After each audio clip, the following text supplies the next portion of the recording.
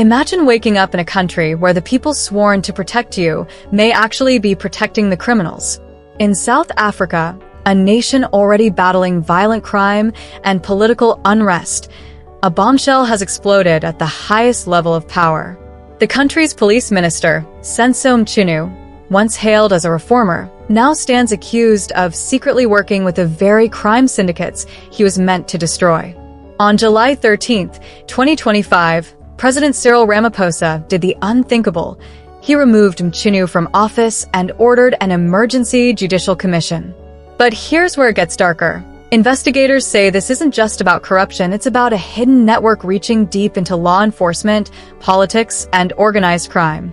Is this South Africa's biggest betrayal from within? Or is there something far more complex, a power struggle threatening to tear the nation's justice system apart? Stay tuned, because what you're about to hear could change the way you see power, loyalty, and justice forever. To understand the scandal shaking South Africa's justice system, we first need to understand the man at its center, Edward Senzo Mchunu. Born in 1958 in the rural heart of KwaZulu-Natal, Mchunu wasn't just another politician.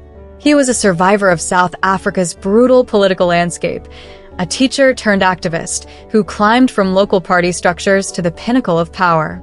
Wikipedia. By 2013, he had become premier of KwaZulu-Natal, one of the country's most politically volatile provinces. His reputation? A loyalist, a strategist, and above all, a man who understood how power truly works. When he was appointed Minister of Police in June 2024, it seemed like a turning point. South Africa was drowning under one of the world's highest violent crime rates. Citizens demanded change, and Mchunu promised to deliver it. He spoke of rebuilding trust, purging corruption, and restoring faith in the badge. For many, he symbolized reform, a steady hand in a time of chaos. But behind the speeches and the photo ops, whispers began to circulate that the same system he vowed to fix might already have its hooks deep inside him. What began as a story of redemption was about to twist into one of the darkest political dramas South Africa had seen in years. During a live press conference that stunned the nation, KwaZulu-Natal Police Commissioner Senzo Mchunu stepped forward and dropped a political bombshell. He accused Minister Mchunu and his deputy of colluding with organized crime syndicates, and not just any syndicates. These were the same powerful networks behind political assassinations, drug routes, and extortion rings that have haunted the province for decades.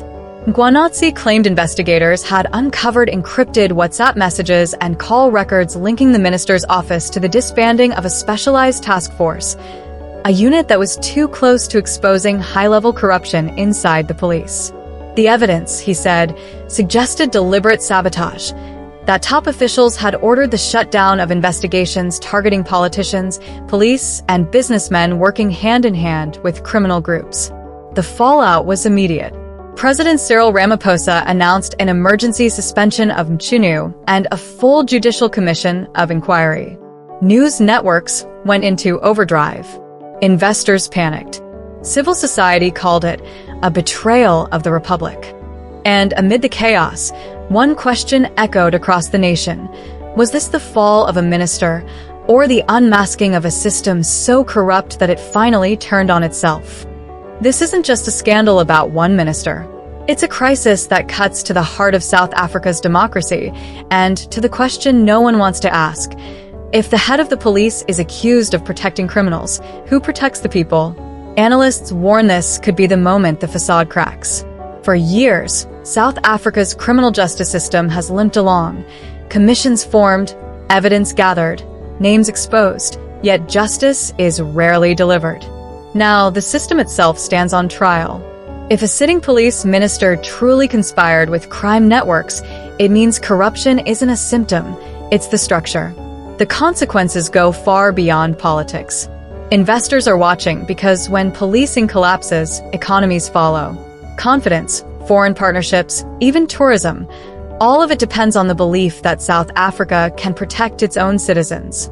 And then there's the global dimension. The world once looked to South Africa as a moral compass, a nation that defeated apartheid and promised justice. But today, the headlines tell another story. a state struggling to police its own protectors. The stakes, in short, are existential. Because when the law itself is compromised, every citizen becomes vulnerable and every promise of democracy begins to sound like an echo. So what do we actually know? The facts, the ones that are public, paint a murky picture. White heavy checkmark first. Commissioner Senzo Mchunu's allegations remain on record. Claims of ministerial interference, collusion with crime syndicates, and a deliberate shutdown of critical investigations. White heavy checkmark second. President Ramaphosa has launched a judicial commission of inquiry, signaling the gravity of what's at stake. White heavy checkmark third. Opposition parties, led by the Democratic Alliance, are calling for criminal prosecution, demanding Parliament take over where the executive might hesitate. But beyond those bullet points, the trail grows cold. The so-called encrypted WhatsApp messages, the disbandment letters, the evidence files, all referenced but sealed from public view. No photos, no transcripts, just leaks and speculation. Mchunu himself denies everything, calling the claims baseless, insisting he's the victim of a political smear campaign. So far, no charges, no arrests, no official report, only an inquiry and a nation waiting for answers that may never come. And that's where the story turns from scandal to suspense. Because in a country where truth often dies behind closed doors, the biggest question now isn't what happened, it's whether we'll ever be allowed to know. As this investigation progresses, here are the key developments to monitor. Commission findings and release of evidence. Will the inquiry produce names, documents, or criminal referrals? Political fallout within the governing coalition. The ANC is already under pressure. Could this trigger a shift in leadership or real reform? Resilience of institutions. Will South Africa overhaul policing and justice structures, or re-end up with another stalled investigation? The broader implication: the world isn't just watching South Africa.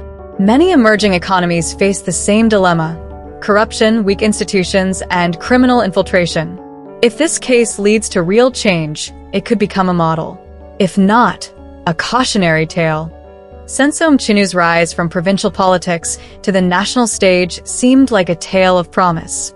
His fall, clouded by allegations of criminal collusion, may reveal something far more dangerous: a state where justice is compromised from within. What will South Africa do now? Will this moment force recovery or confirm decay? If this deep dive grabbed your attention, please like, subscribe, and turn on the notification bell so you don't miss our next investigation into global power and corruption. Drop a comment below. Do you believe the allegations against the minister can be proven? And what does this case tell us about the future of policing in democracies?